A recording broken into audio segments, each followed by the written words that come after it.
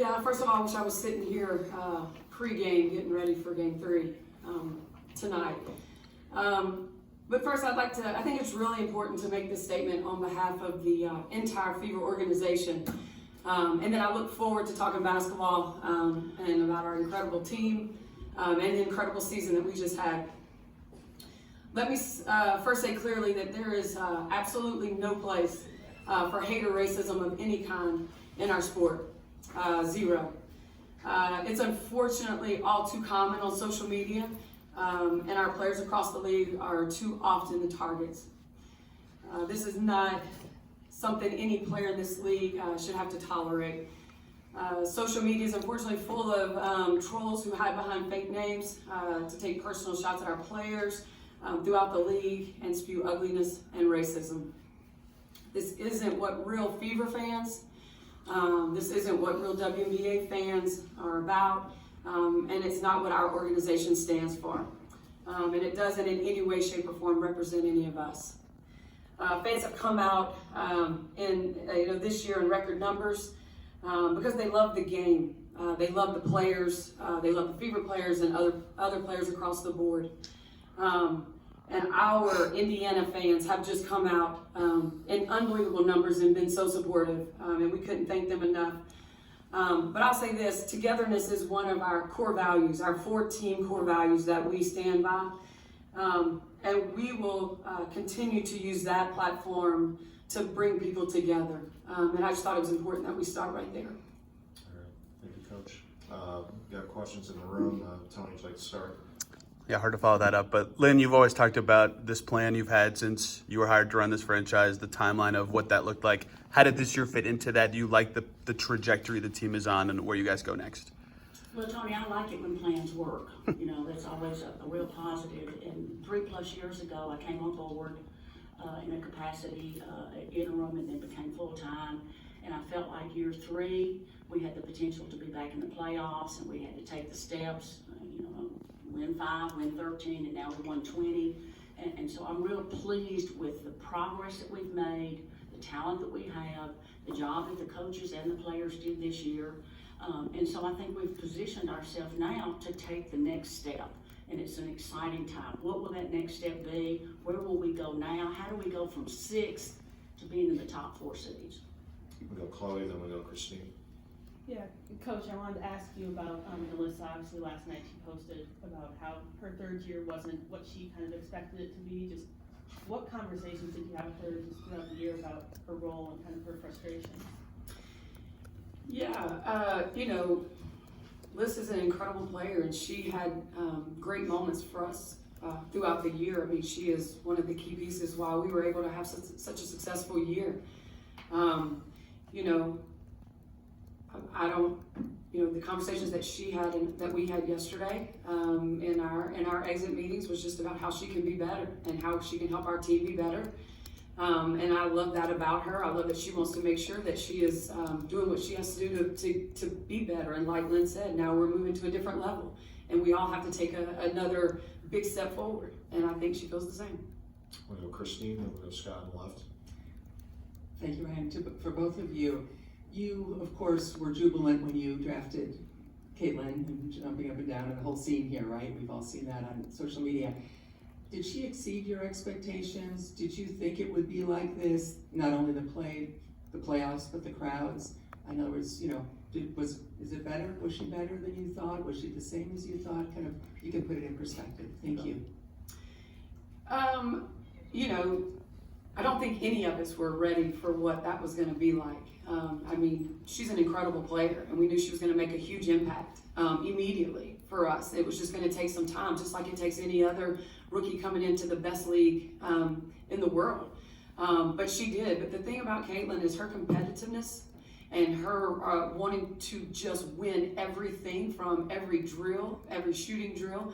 That just propels her to be, she wants to be great. And she did things that put her in that category this year. She makes everybody around her better with her, her game, the way she's a playmaker, and she gets everybody involved. But, she's, I would say she exceeded, expectations just because I didn't think really we knew what it was going to look like.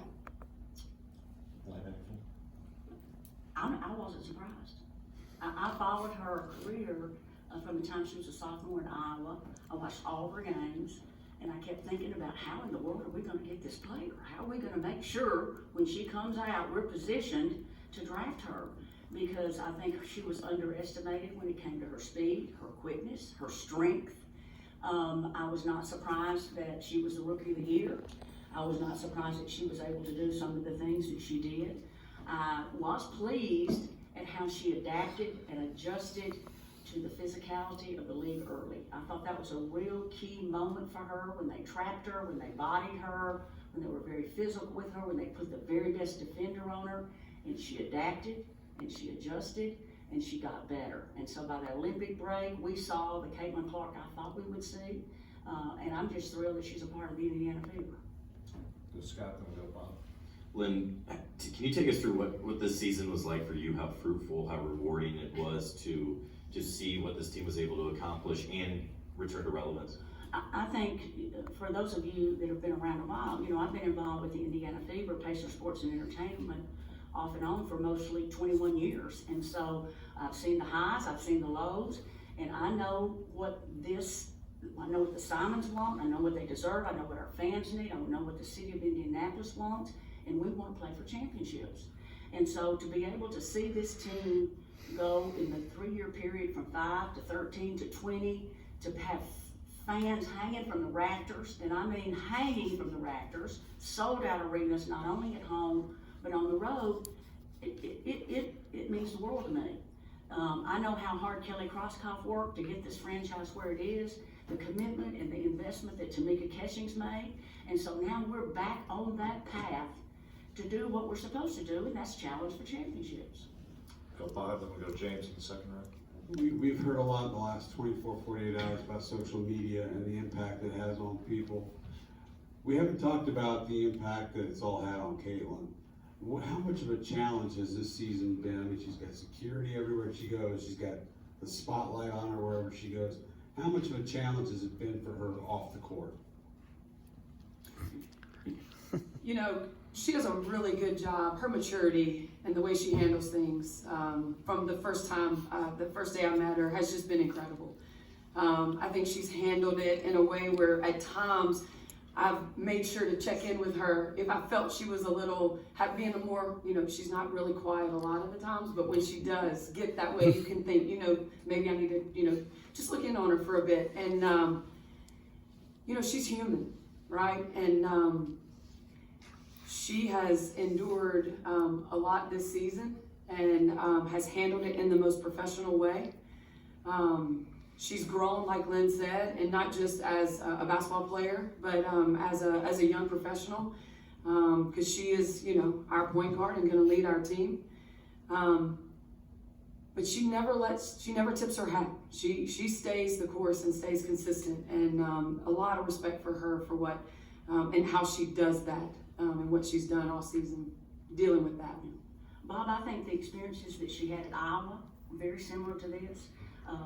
Throughout her career, throughout the Big Ten season, sold out arenas, media, trolls, the whole works.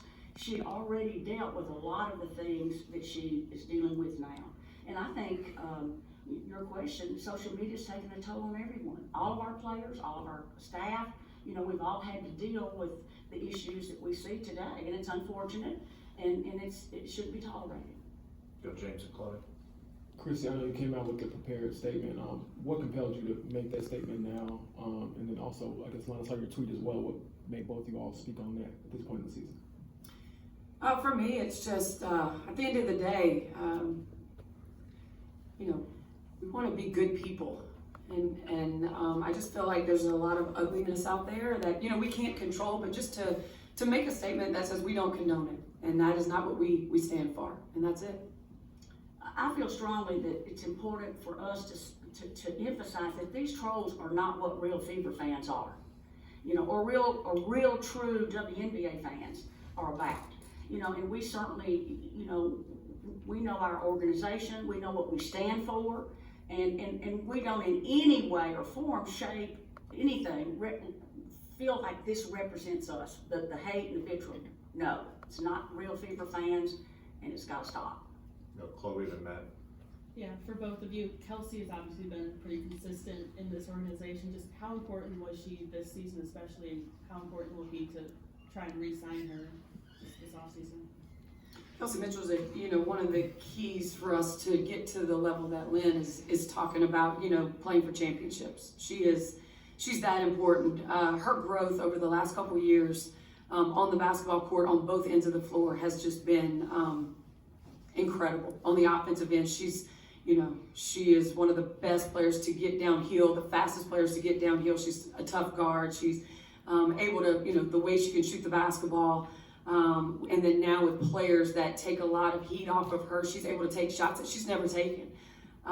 Defensively is where I'm the most proud of Kelsey Mitchell. She is really, she has taken pride on that end of the floor, which has really helped us. A lot of times she was drawing the best offensive player on the teams that we were playing.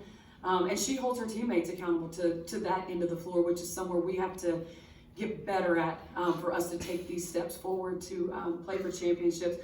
But she's been a staple here, and we want her here. And I think she is, she's a Hall of Fame player to me here with the Indiana Fever. Matt, and we got another one with Scott. Yeah, I would. Sorry if this has already been asked, but from last year to this year, Erica's taken more of a bench role, still an important role. But how have you begun to kind of shape what her future looks like here, or how you begin to think about that? Not only just the potential years, but also like the contract coinciding with that. Mhm. I think with Erica Wheeler, we'll continue to talk to her about her role, how that fits with what she wants to do at this particular time in her career. I have an enormous amount of respect for her professionalism, how she handled. Last year she was our starting point guard. This year she was a backup 1, backup 2, provided leadership in the locker room, provided great leadership on the bench, as you know, was a real, I think she was the leader of the committee to keep Caitlin from getting technicals, so she really helped us in a lot of ways that maybe you don't see in the stats. And we'll continue to talk to her about her future. Go Scott and Tony. Lin, for you, I was just curious, did you talk to the league at all just to get their feeling about getting a home game for first round series and probably expressing your disappointment of not being able to get that opportunity? Is that for me? Yeah. Well, we were all disappointed. The players, the staff, the marketing people, the digital people, the ticket people, the merchandise people. We're all very saddened that we're not able to be here today preparing for that game, because I talked to the GM in Connecticut and I said, Darius, let's go back to let's have one game in Indy. He said, there is no way I'm going to do anything to allow my team to get out of this arena. And I said, well, I don't blame you. I said, because we will have 19,000 people ready for you. And he said, I don't want to go back to Indy. But our players deserved a chance to play at home. And so that's something the league has got to address. When you earn a berth in the playoffs, you at least have earned one home game. So I'm going to be campaigning, to make sure this doesn't happen again. We deserve to have a home game. Our fans did. Yeah, Tony, then we'll finish up last one on Zoom with Howard Megdal. Then 2 for you. One would be with Kelly in the mix. How does that change or the dynamic of the front office and the work that you do? Well, first of all, I'm thrilled that she's back. I don't call her coming back, that she's here to take us forward. Her experience in the WNBA, her experience building this franchise, her knowledge, her experience in the NBA. It's a perfect time for her to lead us in the future to the next step. And I think her coming back in the role of a president of the business and the basketball side, it is just amazing, positive plus for us. And I look forward to working with her in whatever capacity she needs me to. And I know Christie feels comfortable with her. We feel like we're in good hands, and I want to thank Mel Raines for making it happen. Finish up last one on Zoom, Howard Megdal. Howard, go ahead.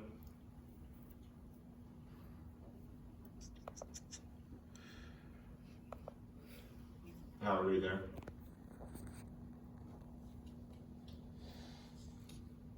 Okay, we have one more in the room, maybe.